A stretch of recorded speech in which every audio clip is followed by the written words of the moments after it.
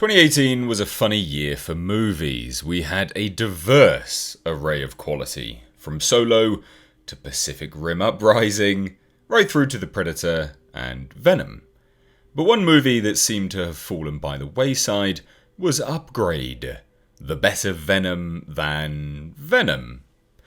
Written and directed by Leigh Whannell, starring Logan Marshall-Green as Asha Trace and Melanie Vallejo as Asha Trace, a husband and wife, one a technophobe and one underemployment for a tech giant. Two opposites that set up a nice dynamic until things go astray and we are thrust into a live trial of an experimental chip that can enhance the human experience. Pushed on by the nefarious Eron, played by Harrison Gilbertson. I watched Upgrade upon its initial release and sadly, due to unforeseen circumstances, was unable to review it. And then, 2 years later, this hidden little gem pops up on Netflix and I decided to revisit it. Would it hold up? I'm so glad I did, and as such I wanted to sit down and talk about this underappreciated, by the masses, cyberpunk-esque beast of a film. As mentioned, this film is written and directed by Lee Whannell, a man whose writing and indeed directing credits wouldn't initially be the pick for this type of film. In fact, it's quite a surprise that this came from him. This is a man who started writing back in 2003 with the Saw franchise, and he maintained this horror genre style through the years, tackling Insidious and staying under the Blumhouse banner. This was smart though. Where there is money, there is work, and as such, Lee stayed in the genre that kept him in the industry, and clearly began to curry favour with the studio, Blumhouse. Now this would be his gateway into writing and directing something off-base to the norm, Upgrade. Set in the near future, where tech has improved, though not much, but is on the precipice of major jumps in advancement. We follow Gray and Asha, a loving couple. Gray, an old school mechanic who hates the new school tech overtaking his life, and someone who is skeptical of the overall tech lifestyle. And of course Asha, someone who works for a tech company.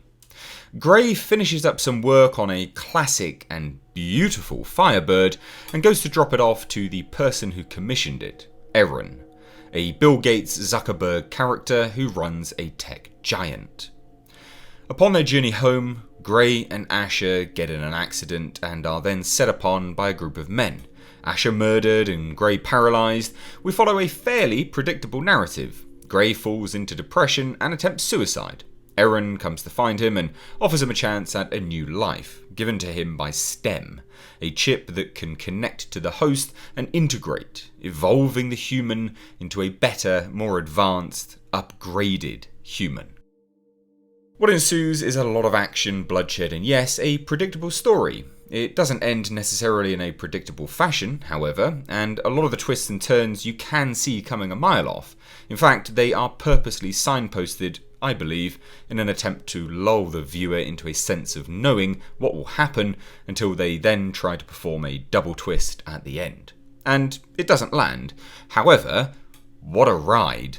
You don't watch this film or appreciate this film for its predictable narrative, you watch this film for its beautiful cinematography, its groundbreaking camera work, and its beautifully haunting score that blends seamlessly into the background, just enough to notice, but not notice, if that makes any sense.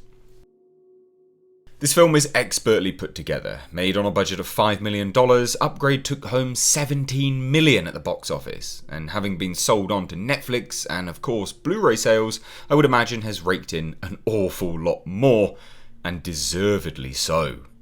All of the reviews you would have seen would have discussed and likely explained how they did the camera work that is so impressive. So look, I'm not going to labour the point. They worked with an iPhone and kept the camera tracking, essentially anyway. Now what I do want to say though is that it was so well done, giving the audience a real sense of the robotic nature of the chip, STEM, taking over. Having this separates the characters nicely. It's a good visual cue to the audience to show human STEM. And when rewatching the film, there does seem to be subtle hints of STEM taking over a little bit more than Gray had sensed earlier on in the film. Now, from a technical perspective, the film is great. They employ a lot of motion blur in those scenes where STEM has taken control as well.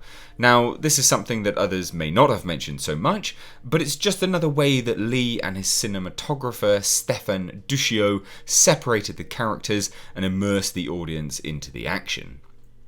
The film has a real crisp look with vibrant yet muted colours, a blend of modern and cyberpunk futurism, just enough to show it's the distant future, and the sets and props were very well made for such a tight budget, not too futuristic to remove the audience from the story, and they didn't ask too much from the audience because the suspension of disbelief would only stretch so far. Now, some may say it was playing it safe, but I thought it did what it needed to do.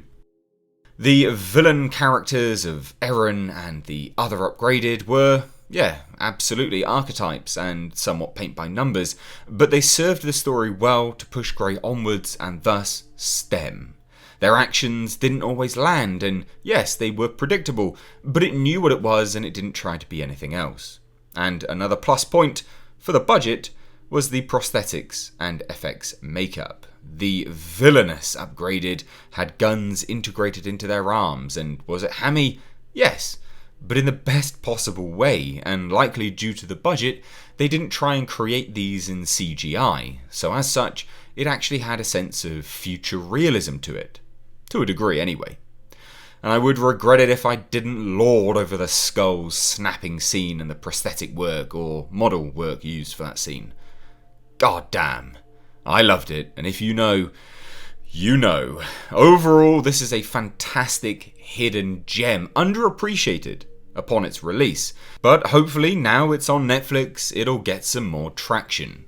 Go and watch it if you haven't already, and if you have, go and watch it again because you'll enjoy it. It absolutely holds up to multiple viewings.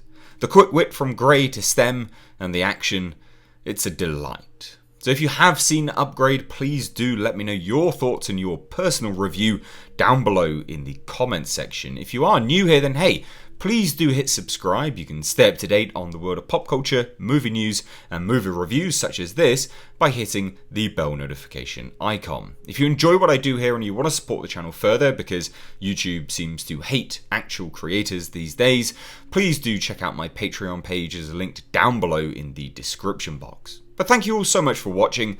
Please like and share this video. I've been Mr. H. Take care.